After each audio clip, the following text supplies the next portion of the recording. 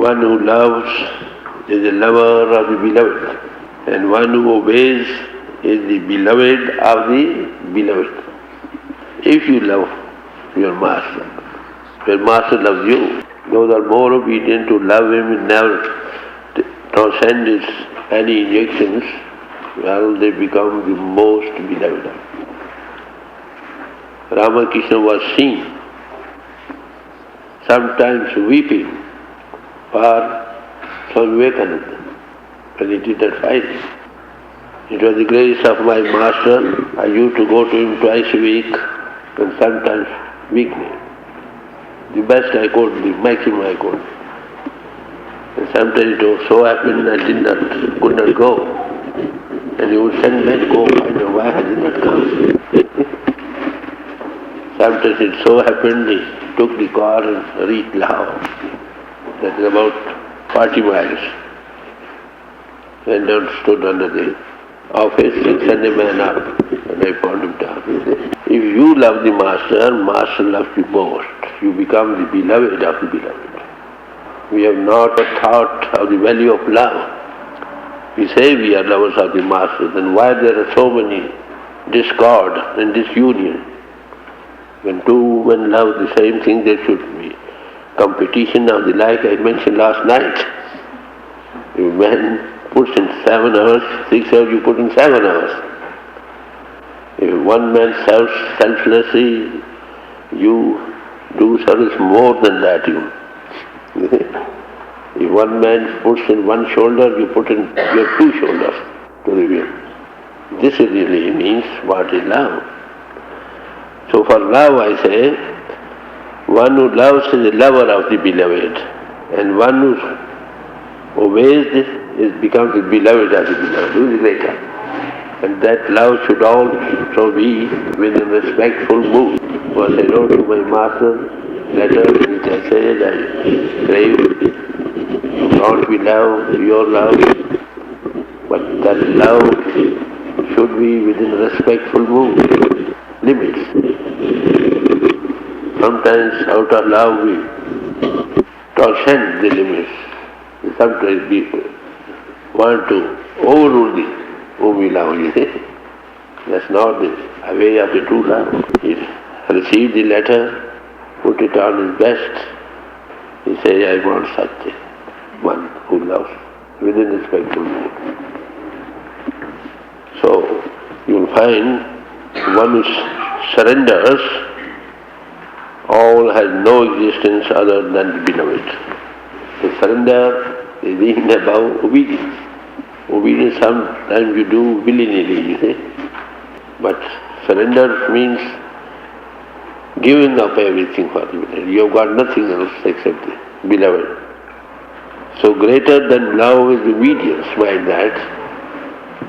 Greater than love is obedience, and all these can be summed up in love divine. This is perhaps the only lesson or the injection or the counsel I can give you. It will make you successful in all areas of life, especially your spiritual life. Because whom you love, you abide in him. Christ said, let my words abide in you and you abide in me. How can you abide in him? First is obedience. Second is surrender. Whom you love as you think, so you become. Fifth Guru of the sixth tells us that the disciples remembers the master. And what does the master do? Whom does he remember? 11 souls. Never think for a minute that the God in the master forgets you. And just as he commences a place before you, when I was there, I was with you here at night. When I am here, I am at night there. There sunrises, I am there. Here sunrises, I am here. That is God in me, not the Son of Man. So Godhood is the birthright of every man. Fortunately, we have got that. That's the grace of God. And further grace of God has descended that we have some desire, some yearning for God. For that we have cared to join any school of thought or religion to achieve Him, to find Him. So it is possible through love alone to become God, I would say. Lover and the beloved both are become one. You know what St. Paul said, I and my Father, Christ said, I and my Father are one. And St. Paul said, it is I, not now I, but it is Christ that lives in me. This is what is meant by the word Guru Mukh. Master is a God in man, and such a lover of his Master becomes Guru Mukh, he becomes the Guru, God-man in man, you see. This is the ultimate feat of love, and this is the easiest way.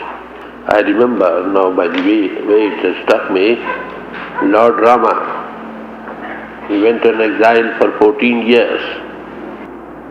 He went to the wilderness where so many other yogis were living, and there was one lady who was of very low caste. He heard about it that Lord Rama is coming to the wilderness on exile. What did she do? She simply cleared the way, because Rama will be coming, he may be barefooted, thorns may not prick his feet. She continued clearing the ways of all thoughts. And then she thought, in the heart of a thought, when he comes, what should I offer him? And in the wilderness and the water there are no food to eat, but there are berries everywhere you find. He used to pluck berries, taste it, which were sweet, she kept in his pocket, in his bag. So all those tasted berries he kept with her, some prayer. And those yogis who were living in those places, they thought, perhaps each one thought that he was the greatest of the yogis, Lord Rama will be coming to his cottage. They mind that this I-hood, I know better, I am the better of all this, the lost weakness which lives in even the so-called masters. But where did Rama go, you know? He went there, he met that Bhilli, he was called. And what did he do? He offered those berries which were tasty. He ate them. Love knows no law. Love is above all.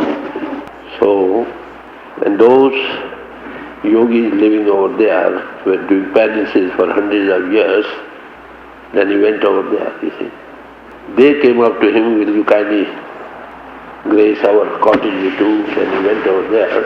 So what they said, there was a pond of water over there, you see. There is some small insects full of. There is no other way of having water there. And they asked Lord Rama to just clean that pond by his grace. Just to put his feet into the water so that all dust or dirt, whatever it is, all insects may be removed. He said, no, why, you are the greatest of the yogis, why don't you put in your feet there? It's better you put your feet, those must be better, cleared out. And they did, but it remained the same thing. Then they forced him, you kindly put your feet into the water and all insects will go. He says, all right, it is up to you. He did also put his feet into the pond, but even still the insects were there.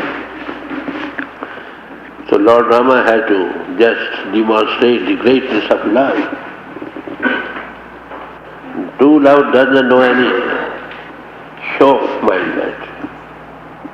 He also, I think it would be better if you call that Billy, you see.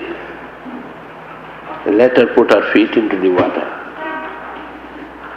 When she came, you put her feet in the water and the pond was clear. So these are the instances to show that love is a great miracle.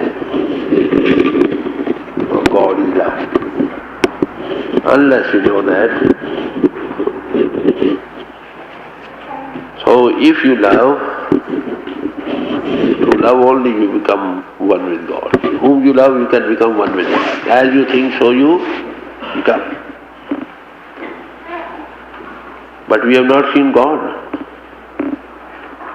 How can we love Him? We can only love one whom we have seen, who is at the same level where we are working. So, the Mohammedan scriptures tell us each man must have some beloved. What sort of beloved? Not that one leaves you, but who is ever with you, who does not leave you in this life and in life hereafter. And who can be he? Well, the God in him.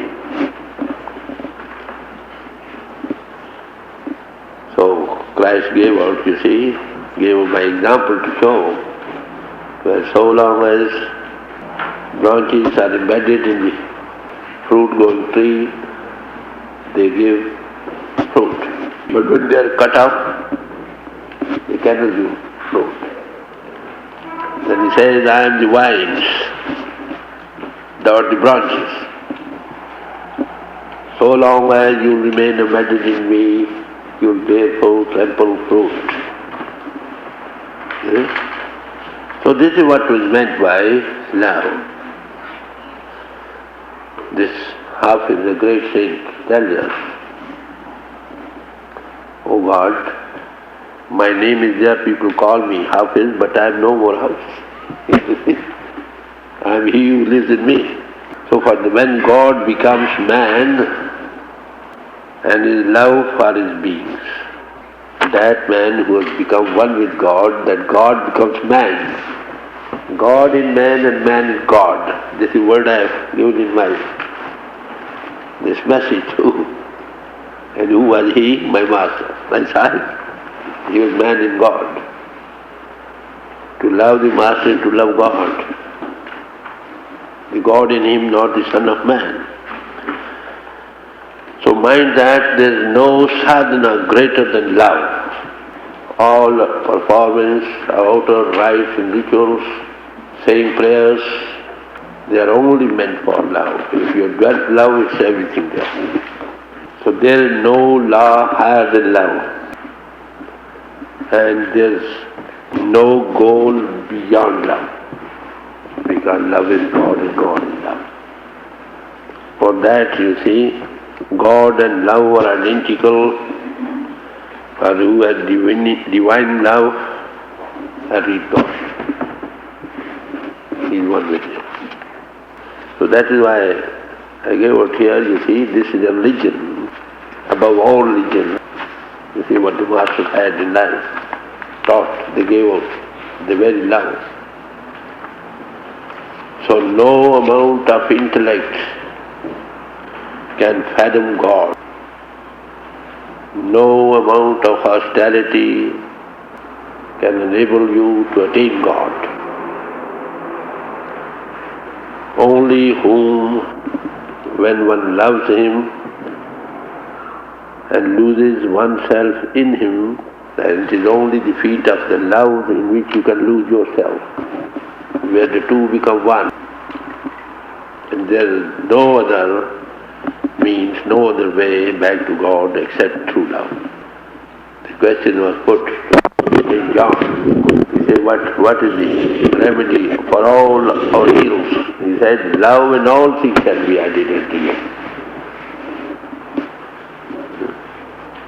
And the Mohammedan saints tell us, well, who has got no love, he is a dead body. Love in man only revives the man. You see, when you are in a loving mood, your face flushes, isn't it? When you are wanting now, you sad, pensive, long face you have got. In the outer ways, you find this change, and that's very low. love. It just, overflows your soul. Then, so we go to your master because he is overflowing in love. When you go near him, your love is flared up. The love which starts in flesh and ends in flesh, that is no love. That is passion. Love that starts from flesh and dissolves in the soul, that is true love. That makes two into one. So love burns the lover, and devotion burns the beloved. He has to take care of everything of you when you are devoted. So love seeks happiness for the beloved, not for the self-made man. We sometimes love in a business way. Love knows giving.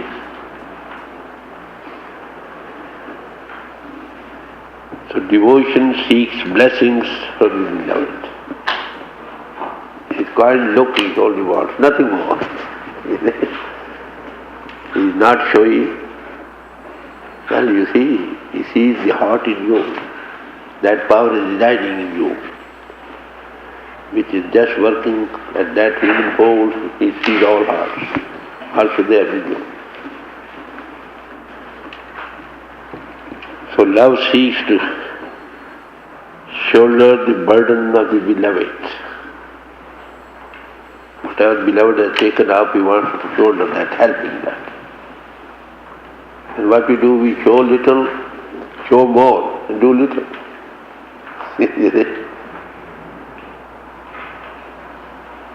Devotion throws the burden on the beloved. When I told you once my son was dangerously sick, doctor advised he will pass away in a day or two, he take 2-3 days leave. If by him any moment he may pass away. It so happened within those 3 days there was a day on which I had to go to the temples of SATSANG. At about 27 or 28 miles away. I thought, well, doctor said he will die. What should I do now? I know, all right. Life and death is not my in hands, that is in the hand of the master. I left him a time. When I reached there, satsang was over, and it became at about 11. Then, when master lived, I was nearer to that place, about 20 miles. Let me have it. I went there, I reached at about 2 during the day. Master was upstairs, he said, man at once, call him up. I went. He was lying in his bed. I go down, sat down. He sat up in his bed. How is your son? Then I had to tell him he was taken in psychiatrical. And he was very sad and concerned. I told him, Master, who even thinks of you, they become jolly. What has made you sad? Oh, because you have thrown your burden on me. You see, the masters are very hard, you see.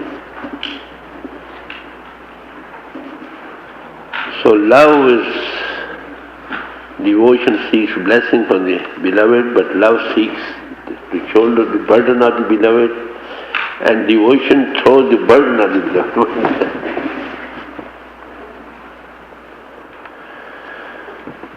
So love gives. Love does not require the presence of the beloved. Mind that. In order to love. One who loves, he loves. He is never alone. A lover is never alone. Mind that. He may be in the wilderness, he is a sweet love for the Lord. He resides in him. The beloved resides in him.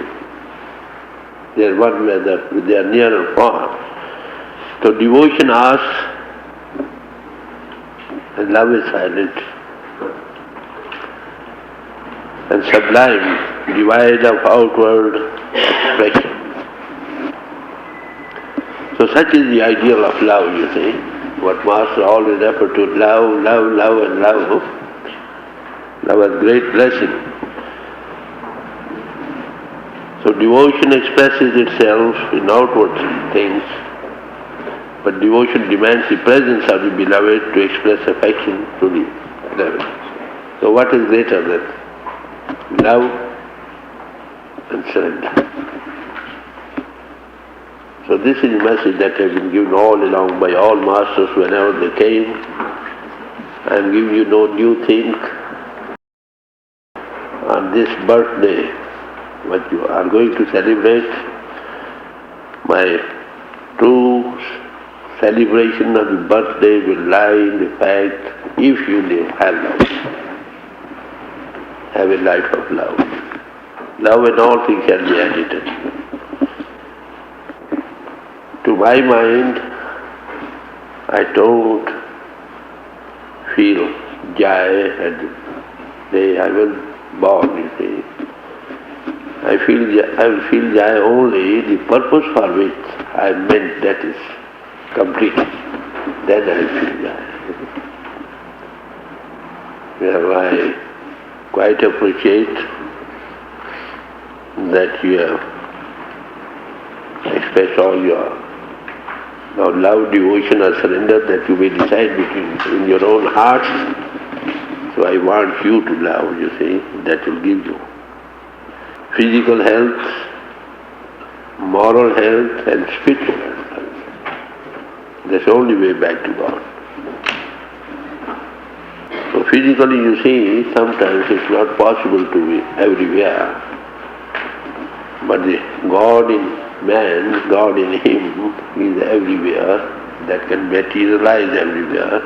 When you rise above body consciousness, there also you can contact and talk face to face. But truly you become a follower when you meet the Master within and talk to him face to face. He is ever with you and you are ever with him.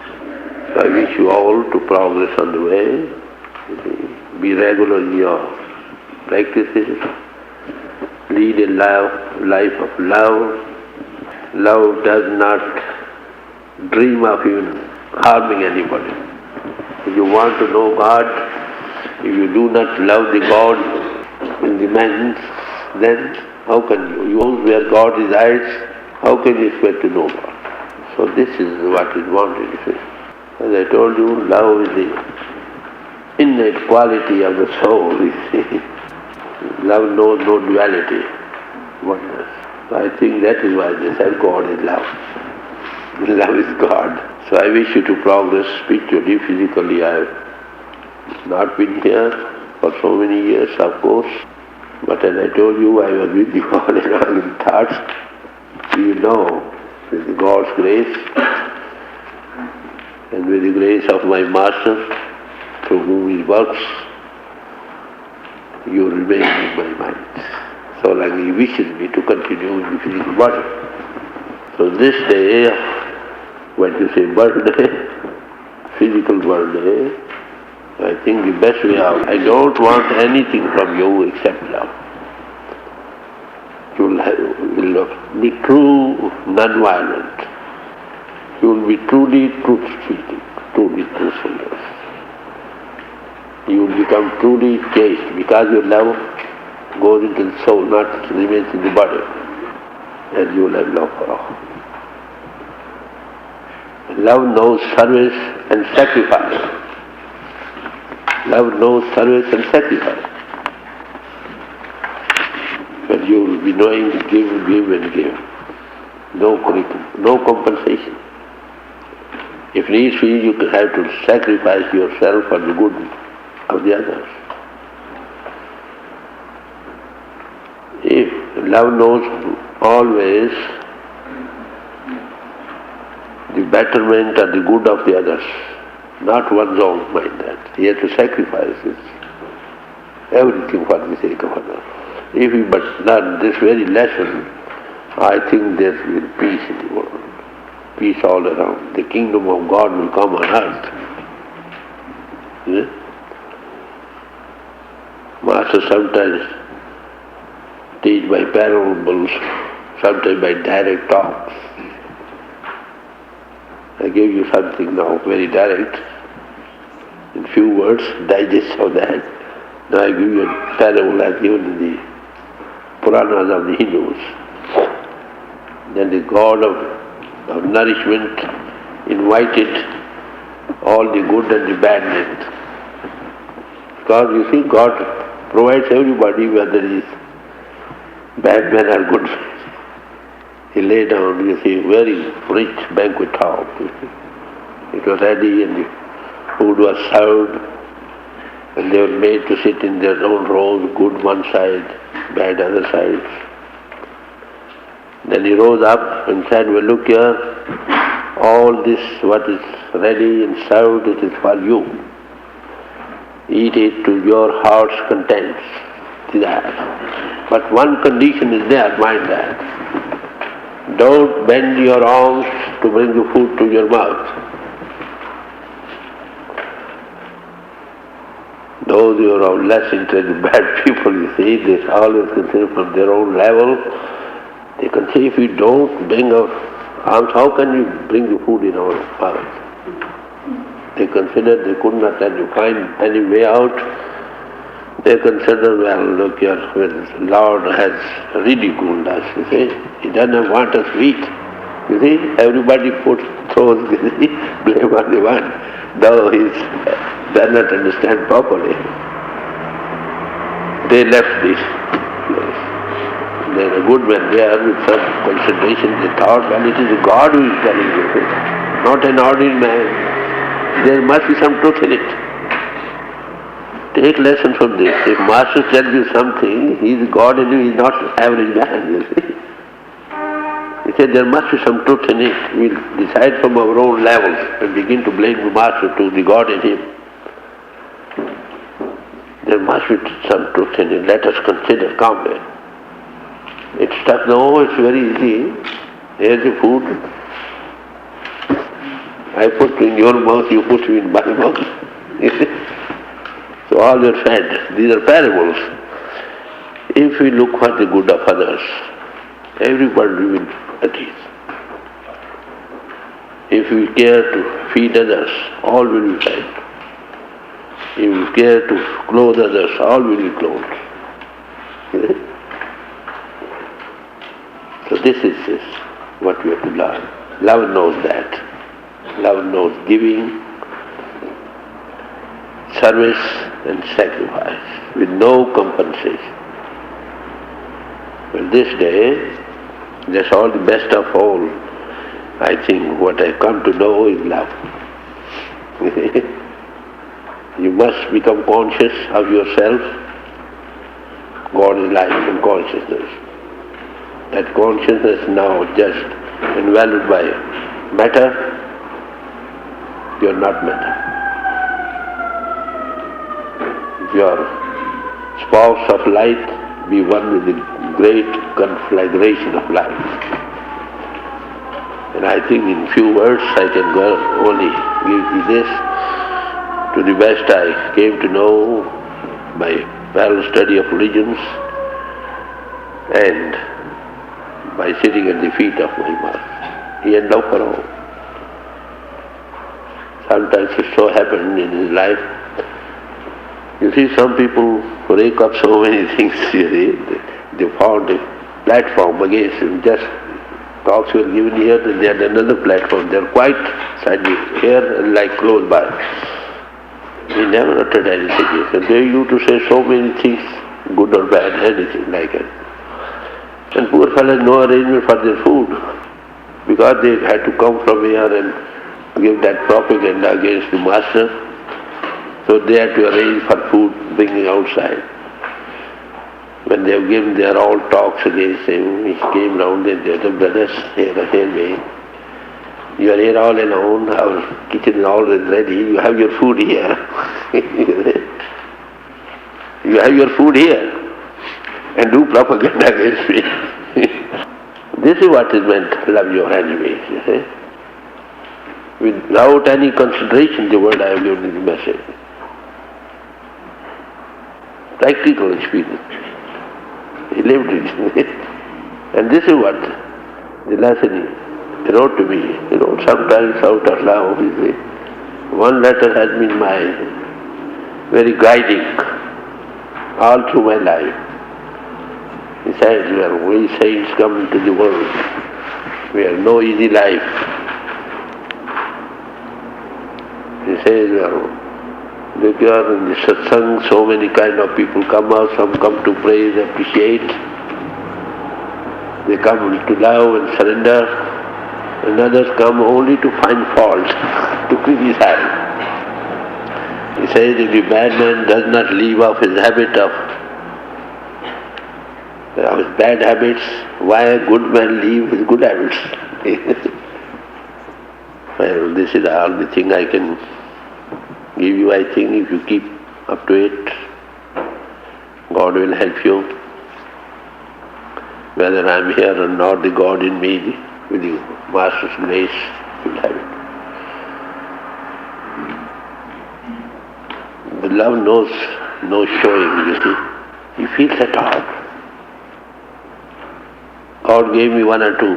Sometimes He gave me a very big carpet, He gave something to wear me, He gave me also one overcoat. I am keeping this for worship, you see. Whom you love His things, mind that. I was thrilled when I came to know this is Master's place. I said,